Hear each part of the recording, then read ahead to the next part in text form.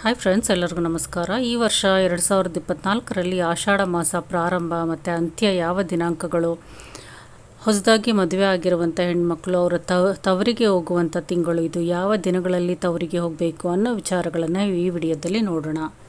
ಸಾಂಪ್ರದಾಯಿಕವಾಗಿ ಆಧ್ಯಾತ್ಮಿಕವಾಗಿ ಆಷಾಢ ಮಾಸಕ್ಕೆ ತುಂಬ ಮಹತ್ವನೇ ಇದೆ ಅಂತ ಹೇಳ್ಬೋದು. ಈ ತಿಂಗಳಲ್ಲಿ ಅತ್ತೆ ಸೊಸೆ ಒಂದೇ ಹೊಸಲನ್ನು ದಾಟಬಾರ್ದು ಅಂತಲೇ ಹೇಳ್ತಾರೆ. ಆದ್ದರಿಂದ ಹೊಸದಾಗಿ ಮದುವೆಯಾದ ಹೆಣ್ಮಕ್ಳು ತವರಿಗೆ ಈ ತಿಂಗಳಲ್ಲಿ ಆಷಾಢ ಶುರುವಾದ ಮೊದಲೇ ಬಂದು ಆಷಾಢ ಮುಗಿಯೋವರೆಗೂ ಇದ್ದು, ಆಷಾಢ ಮುಗಿದ ನಂತರ ವಾಪಸ್ಸು ಗಂಡನ ಮನೆಗೆ ಹೋಗ್ತಾರೆ. ಆಷಾಢ ಮಾಸದಲ್ಲಿ ಯಾವುದೇ ಶುಭ ಕಾರ್ಯಗಳನ್ನು ನಡೆಸೋದಿಲ್ಲ. ಈ ಮಾಸವನ್ನು ನಾವು ಶೂನ್ಯ ಮಾಸ ಅಂತ ಕರಿತೀವಿ.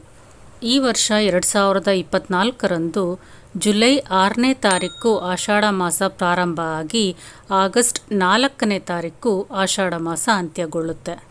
ಈ ಮಾಸದಲ್ಲಿ ಸೂರ್ಯನು ಪೂರ್ವಾಷಾಢ ಉತ್ತರಾಷಾಢ ನಡುವೆ ಇರೋದ್ರಿಂದ ಈ ಮಾಸವನ್ನು ಆಷಾಢ ಮಾಸ ಅಂತ ಕರಿತೀವಿ. ಈ ಮಾಸದಲ್ಲಿ ಹೆಣ್ಣು ಮಕ್ಕಳು ಕೈಗೆ ಗೋರಂಟಿ ಹಾಕ್ಕೊಳ್ಳುವಂಥದ್ದು ತುಂಬಾ ವಿಶೇಷತೆ.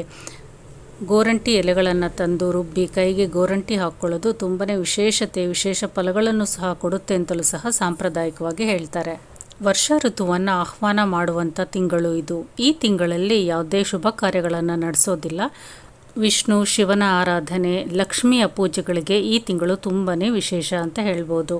ಈ ತಿಂಗಳಲ್ಲಿ ವ್ರತಗಳು ಪೂಜೆಗಳನ್ನು ಸಲ್ಲಿಸೋದ್ರಿಂದ ಫಲಗಳು ದುಪ್ಪಟ್ಟಾಗಿ ದೊರೆಯುತ್ತೆ ಅಂತ ಹೇಳ್ಬೋದು. ಈ ವರ್ಷ ಆಷಾಢ ಮಾಸ ಜುಲೈ 6ನೇ ತಾರೀಕು ಶನಿವಾರ ಪ್ರಾರಂಭ ಆಗಿ ಆಗಸ್ಟ್ 4ನೇ ತಾರೀಕು ಅಂತ್ಯಗೊಳ್ಳುತ್ತೆ. ಆದ್ದರಿಂದ ಹೊಸದಾಗಿ ಮದುವೆ ಆಗಿರುವಂಥ ಹೆಣ್ಣು ಮಕ್ಕಳು ಜುಲೈ 6ನೇ ತಾರೀಕಿಗಿಂತ ಮುಂಚೆನೇ ಅವರ ತವರು ಮನೆಗೆ ಹೋಗಬೇಕು. ಅದಕ್ಕೂ ಮುಂಚೆ ಇರುವಂಥ ಒಳ್ಳೆಯ ದಿನಗಳು ಯಾವುದು, ಯಾವ ದಿನದಲ್ಲಿ ತವರು ಮನೆಗೆ ಹೋಗ್ಬೋದು ಅಂತ ನೋಡೋದಾದರೆ, ಜೂನ್ ತಿಂಗಳಲ್ಲಿ 23, 24, 26, 30ನೇ ತಾರೀಕು ಮತ್ತು ಜುಲೈ 1ನೇ ತಾರೀಕು ಒಳ್ಳೆಯ ದಿನಗಳಾಗಿದೆ. ಆ ದಿನಗಳಲ್ಲಿ ಹೆಣ್ಣು ಮಕ್ಕಳು ಗಂಡನ ಮನೆಯಿಂದ ತವರು ಮನೆಗೆ ಹೋಗಿ ಆಷಾಢ ಮಾಸವನ್ನು ಮುಗಿಸಿ ನಂತರ ಹಿಂತಿರುಗ್ಬೋದು. ಆಷಾಢ ಶುಕ್ರವಾರಗಳಂದು ಲಕ್ಷ್ಮೀ ಪೂಜೆ ಮಾಡೋದ್ರಿಂದ ನಾವು ಅಂದ್ಕೊಂಡಿದ್ದಂಥ ಕಾರ್ಯ, ನಮ್ಮ ಸಕಲ ಇಷ್ಟಾರ್ಥಗಳು ನೆರವೇರುತ್ತೆ. ಈ ವರ್ಷ ಆಷಾಢ ಶುಕ್ರವಾರಗಳ ದಿನಾಂಕ ಯಾವುದು ಅಂತ ನೋಡೋದಾದರೆ, ಜುಲೈ 12, 19, 26, ಆಗಸ್ಟ್ 2ನೇ ತಾರೀಕು ಈ 4 ಶುಕ್ರವಾರಗಳು ಆಷಾಢ ಲಕ್ಷ್ಮೀ ಪೂಜೆ ಮಾಡೋದ್ರಿಂದ ಸಂಪೂರ್ಣ ಇಷ್ಟಾರ್ಥ ಸಿದ್ಧಿ, ಅಷ್ಟೈಶ್ವರ್ಯ ಸಿದ್ಧಿ ಆಗುತ್ತೆ. ಈ ಇನ್ಫಾರ್ಮೇಷನ್ ಇಷ್ಟ ಆಗಿದ್ರೆ ಲೈಕ್ ಮಾಡಿ, ಶೇರ್ ಮಾಡಿ, ಕಮೆಂಟ್ ಮಾಡಿ. ಎಲ್ಲರಿಗೂ ಧನ್ಯವಾದಗಳು.